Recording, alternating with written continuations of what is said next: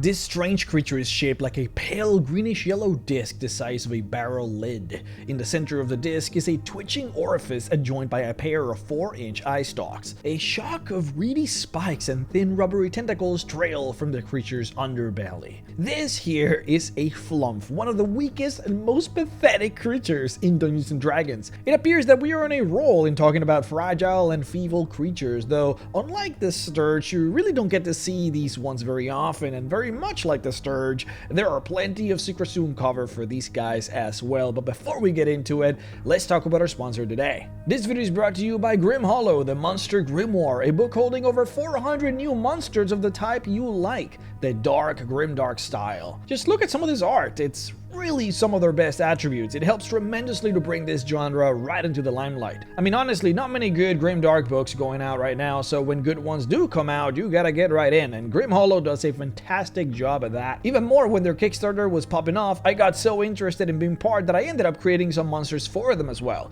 I created a hag that uses illusory magic to slowly seduce you, and if she gets to have sex with you, then she puts a nasty curse on you. There's also a really cool Coven version of that hag, which is hilarious. I mean, again, this is not your typical D&D monster book. This is gritty, dark stuff, which is why it's so awesome. I am so very happy that they allowed me to create some monsters for them. I also created a dark version of a pixie called a Puck, which is what happens to a pixie that gets mistreated and tortured by humans. I also did a bunch of other stuff with dark trees and corrupted trees and psionic plants. If you're interested in this book, check out the link below to pre-order your copy of Grim Hollow Monster Grimoire and add some dark, gritty stuff back into Dungeons & Dragons. But now, back to the video.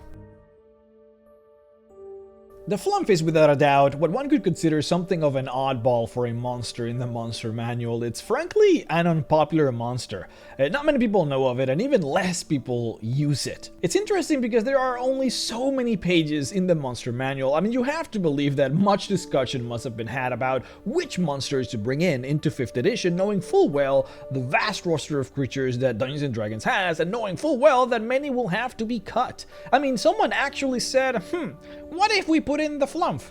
But Harry, if we put in the Flumph, we won't have space for the Elder Brain on the monster manual. We already had to scrap putting in Bodax, Cranium Rats, and all the Abishai. Look, Harry, if we just put our heads together, I am sure that we can figure out a way to include the Gem Dragons. Our fans love Gem Dragons. Don't be an idiot, Jeff. Nobody really likes Gem Dragons. We should give the people what they really want, goddammit. I would rather let this brand burn to the ground than have a monster manual without Flumphs.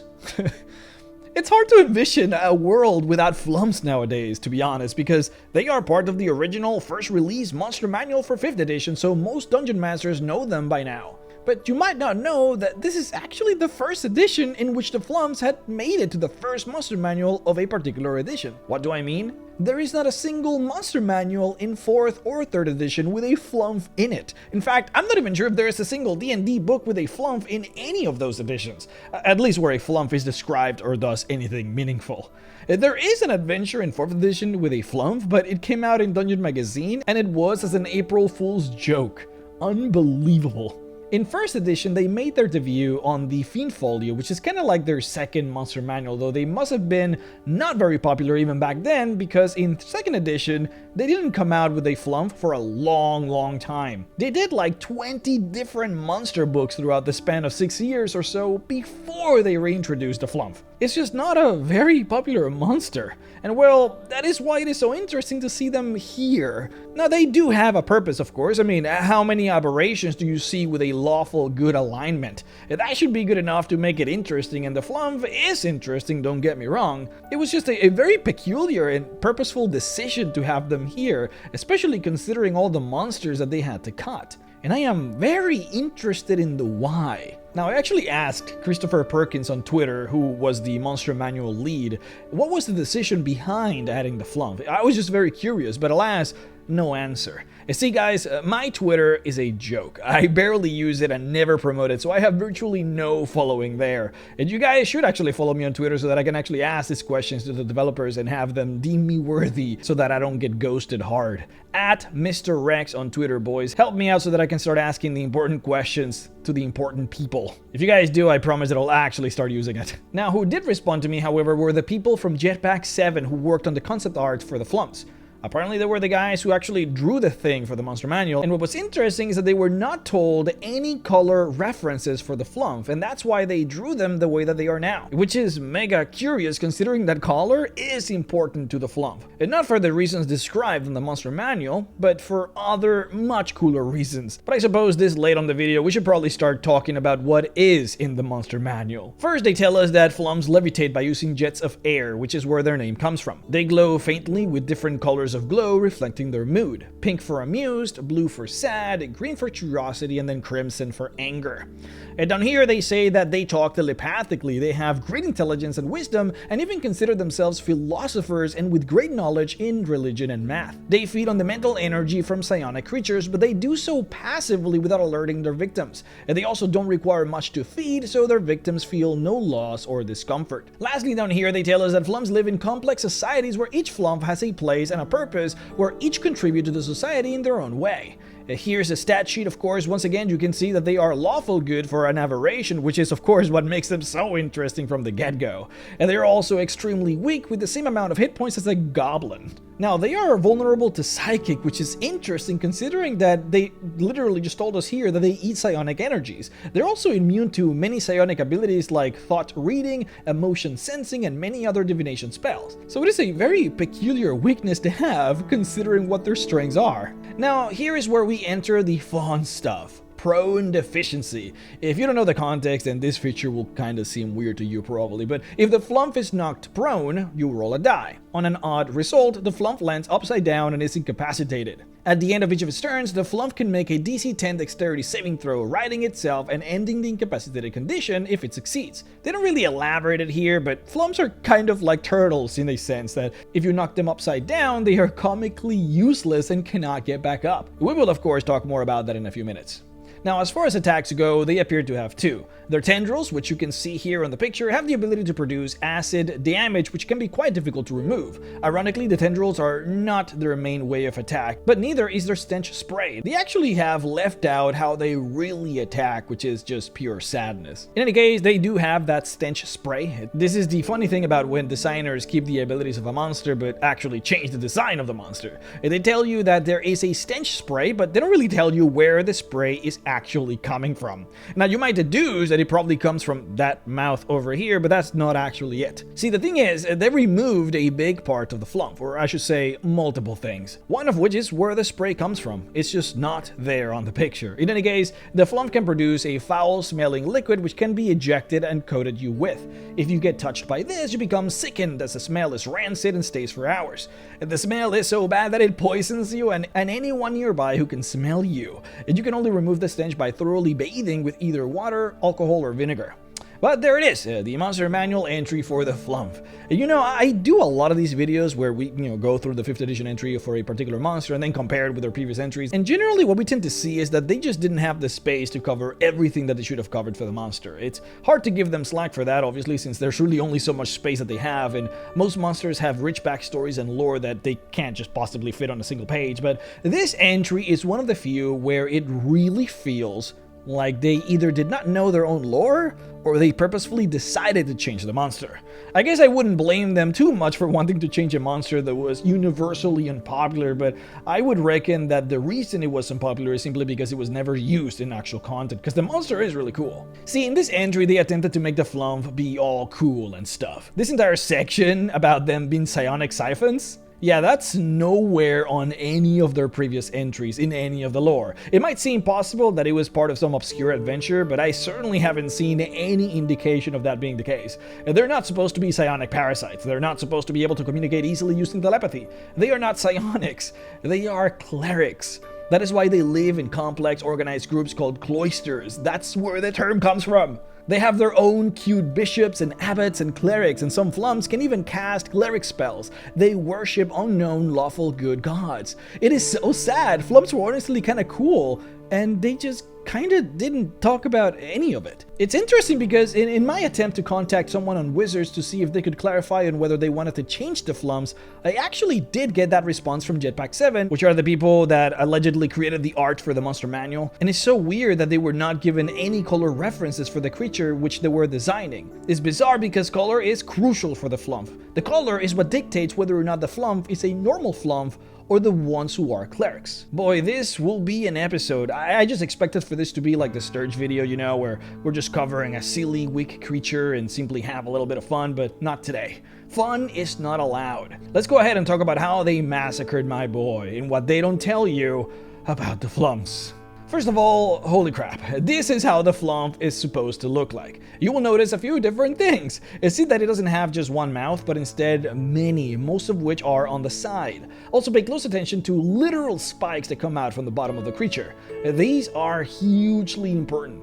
Lastly, notice that its tentacles don't really have spikes. Every single one of these three differences are crucial, and I will explain why. Flumphs don't actually attack with their tentacles because they are weak and useless. They are not supposed to have any spikes in them. In fact, we have a lot of official art for the Flumphs, and only the 5th edition versions show any kind of spikes. See, the tentacles are a last resort. If you bypass all of its other abilities and the creature is cornered, then it will resort to using its tentacles, but that's because it is its least effective weapon. Look at how the tentacles are supposed to look. They are smooth and smothered with the acid. The best thing that they can do is slap you and then just hope that the acid sticks. And the reason this acid even exists in the first place is because they use it to feed. No, Flumphs are not supposed to feed on psionic energies, at least not on any edition other than 5th edition. Flumphs are omnivores, they feed on almost anything. The lore is not clear as to which is their favorite food, but they tend to prefer minerals and rodents. When they kill a rodent, they use their acid to dissolve the critter into a paste, and then they absorb it through their tentacles. Their tentacles are kind of like the Mind Flayer tentacles, which are hollow inside and function like straws, which they use to suck on substance into their bodies. The same applies to minerals like salt. They break down the minerals into a thick sludge with their acid and then they absorb it through their tentacles. The acid is formed on the Flumph's lower body cavity, so if you're fighting a prone Flumph or if you attack it and cut it from below, you will then be hit by a shower of acid which will spray out from the body. The acid is also supposed to be highly potent, since it is meant to completely dissolve bodies for the creature to feed on, so technically, you're not supposed to simply muscle your way out of the acid when it gets to you. Instead, you're supposed to wash it with 2 to 8 gallons of water.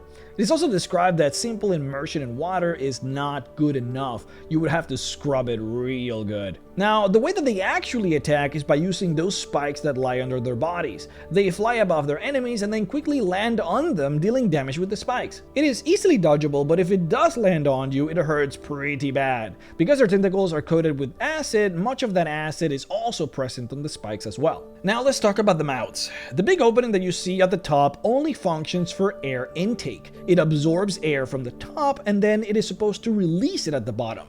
This is why the Flumph has multiple other mouths on the side. It is through these other mouths where the air comes out from, allowing the creature to propel itself upwards by simply blowing the air downwards. The mouths are placed equidistant around the body so that the creature can blow air from any side of its body and move in whatever direction it desires.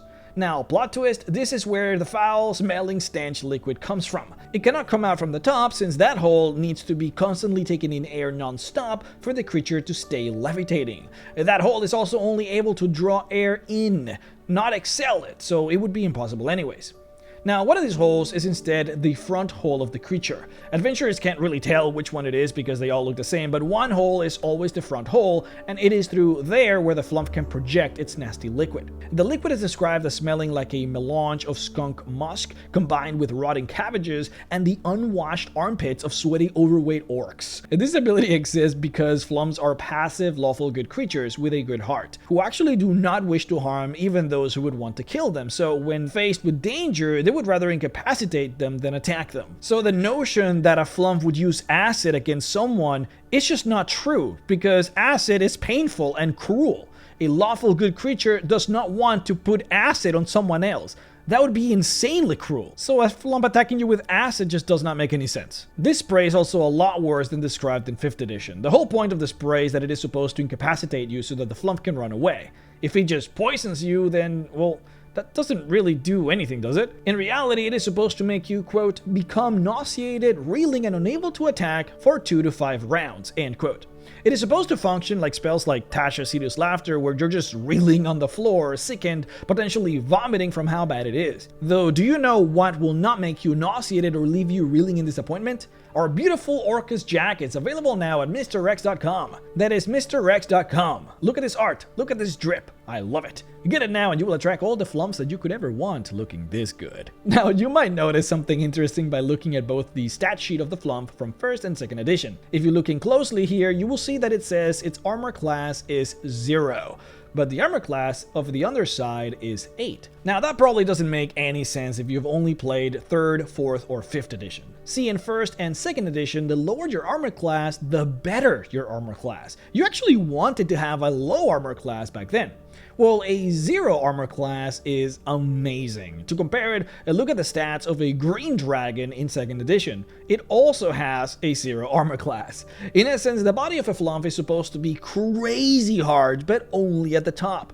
The underside of the body has an AC of 8, which is pretty mediocre. To translate this into 5th edition, the AC of 12 is supposed to be for the underside of the body of the Flumph, including potentially things like its tentacles and its eye stalks, whereas the actual top side of the disc-like body would probably have an armor class of about 17. It's meant to be crazy hard. That is why when Flumphs sleep, they can simply lay down and burrow themselves up so that only the top side of their bodies lies vulnerable, because they know that that is their strongest part. Most of the time, they go up to a tree and then wrap their tentacles around a tree branch in such a way so that only their top side is exposed. Their eye stalks are also retractable, so they can pull them both inside of their bodies if they need to, but typically they don't. Flumphs have the ability to sleep with their eyes open because they have no eyelids, and so technically they can't close their eyes, and so they sleep with both of their eyes pointing in different directions to always stay alert. Their sleep is also very light, so they can always jump up and start combat immediately without being surprised. The Flumphs are nocturnal, so they sleep during the day and roam about at night, which is why you see them very often in the Underdark.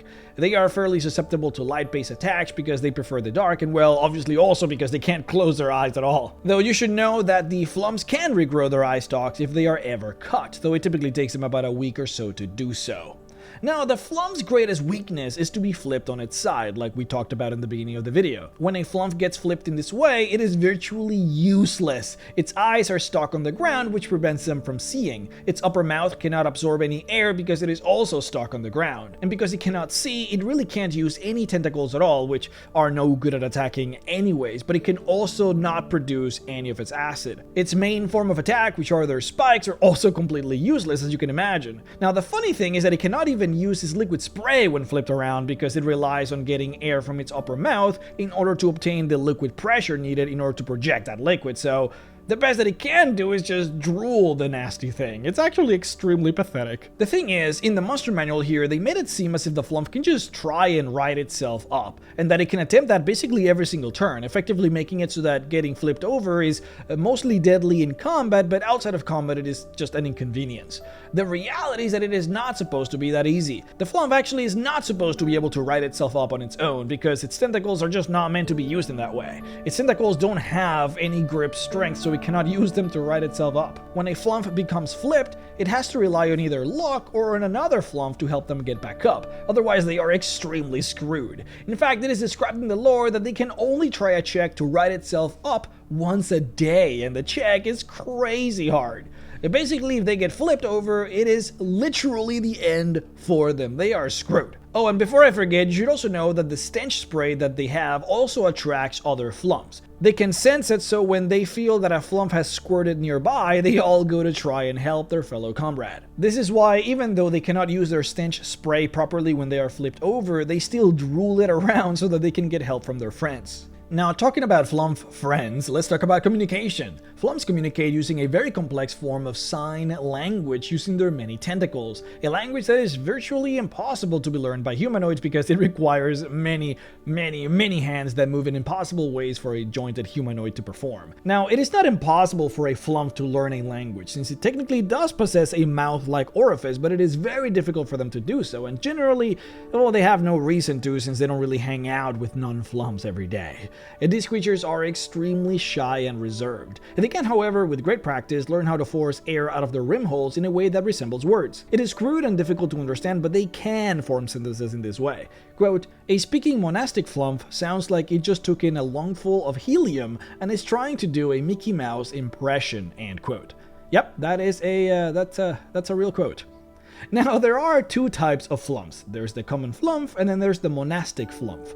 The intelligence that you see here represented on the 5th edition Monster Manual is meant to be attributed to the high class of Flumphs, which are the monastics. These are the guys that have complex societies like it is described in the manual. The other Flumphs are not quite as intelligent and mostly roam around feeding and sleeping. The common Flumphs are pure white in color, while the monastic ones are a pale yellow or green with darker tentacles.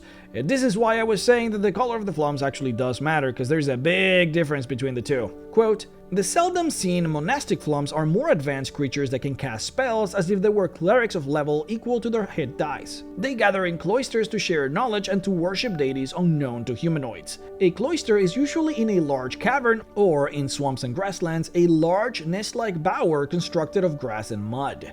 The inside of the cloister is decorated with fine, colorful paintings made by Flumphs dabbing natural pigments with their tentacles. The paintings are usually abstract, showing spirals and other curved lines, though some are vaguely representational of Flumphs engaged in hunting. Each cloister is led by an abbot, a Flumph with 5 hit die. The abbot is aided by 1 prior per 6 Flumphs in the cloister. A prior has 3 or 4 hit die. The remainder of the Flumphs are monks, each with 2 hit die. On occasion, a small group of common Flumphs can be found near a cloister, bringing food as an offering in return for healing or guidance." End quote. So if we go back to 5th edition Monster Manual, we will see that this particular Flumph has 2 hit die. So this Flumph would be representative of a monk within the cloister, the lowest monastic Flumph style. This means that you could technically give this Flumph 2 levels in cleric if you wanted to follow the lore, so this Flumph would have the ability to cast 2 or 3 first level cleric spells. Quote, "Monastic Flumphs are a higher order of Flumph, able to cast priest spells as if they were clerics of equal level to their hit die.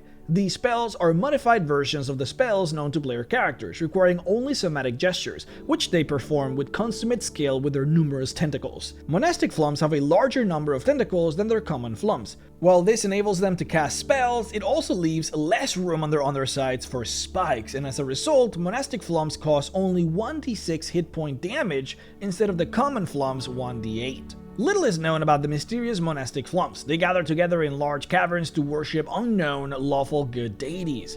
Monastic Flumphs are not a higher order of Flumph so much as normal Flumphs are a lower order of monastic Flumphs. Specifically, they're idiot mutant children." End quote. See, the original Flumphs were actually the monastic version. They reproduce by budding off a part of their body, which then grows into full Flumphs. However, there is a 10% chance that the baby will instead be special. These are much less intelligent and devoid of the original natural color of the Flumphs, being pure white. These special Flumphs create more of themselves when they reproduce, and because of that, the original variation of Flumph have slowly over time become the minority amongst these species, with the lesser versions now being the majority, and hence, the term common Flumph. In the scientific community within the world of Dungeons & Dragons, there has been a fair amount of debate as to where the Flumphs come from, and many scholars have noted the interesting similarities between them and the Grells, both of which are aberrations that float in the air, have many tentacles, and attack by ambushing from above. Further, both creatures are inherently nomadic, and both have genetical variations where